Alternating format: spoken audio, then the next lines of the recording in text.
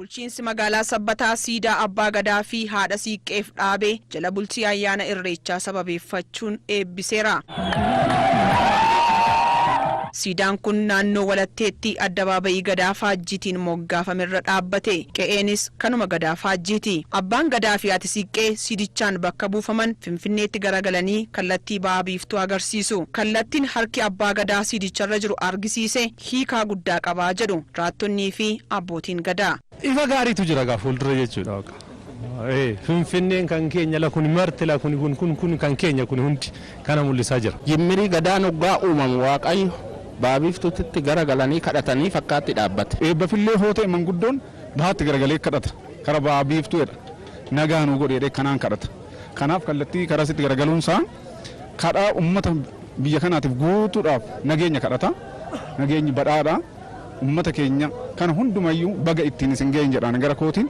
Finfinneen karra shan qabdi. Karra Qirxii, karra Qaalluu, karra Aaloo, karra Gafarsaa fi karra Qoree. Karri Qoree kan siidaan kun irra dhaabbate. Siidaan dhaabbate kun yaadannoo gadaa baddee deebiteeti. Siidaan kun dhaabbatee arguu keenyaaf gammanneerra jedhan maanguddoonni. Siidaa kanaan jalqabee waa gaariin dhagaamee jira. Ankanaan nu ga'e waaqa galannaa ga'u sirriitti nu gammachiisaa jira. Oromoon irra du'aa ka'een jedhaan.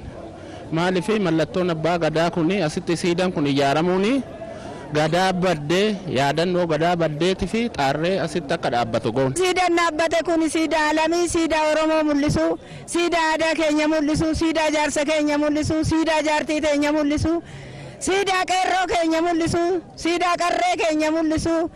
Baga isiniin ga'een jedha Itoophiyaa hundaan. Siidaa kanaan waajjira ODP giddugaleessaatti itti gaafatamaa damee ijaarsa siyaasa magaalaa obbo Kaasaawun Gofee fi kantiibaa bulchiinsa magaalaa Sabbataa obbo Biraanuu Baqqalaatu eebbise. Obbo Kaasaawun magaalonni Oromiyaa kan aadaa, seenaa fi duudhaa Oromtichaa calaqqisiisan akka ta'aniif siidaan dhaabbate jalqabbiidhaa jedhan. Magaalota keenya keessatti aadaawwan, safuu, duudhaa, seenaa uummata Oromoo dhimmoota gabbisuu danda'an irratti xiyyeeffannoon kennamee hojjetamuudhaan akka har'aa kana addabaabayii kanarratti siidaan arganu kun iddoo hundatti magaala keenya hunda keessatti magaala Oromoo urgooftu gochuudhaaf magaala nuuf mijattu magaala aadaa keenya ibsuu dandeechu magaalaa safuu keenyaan faayamte ijaarrachuun gahee keenyaa fi dirqama dhalootaa qabna waan ta'eef dirqama kana ba'uu jalqabuu keenya kan agarsiisu malee xumuramee waan dhume miti waan ta'eef yeroo taanuttis hojiiwwan kunneen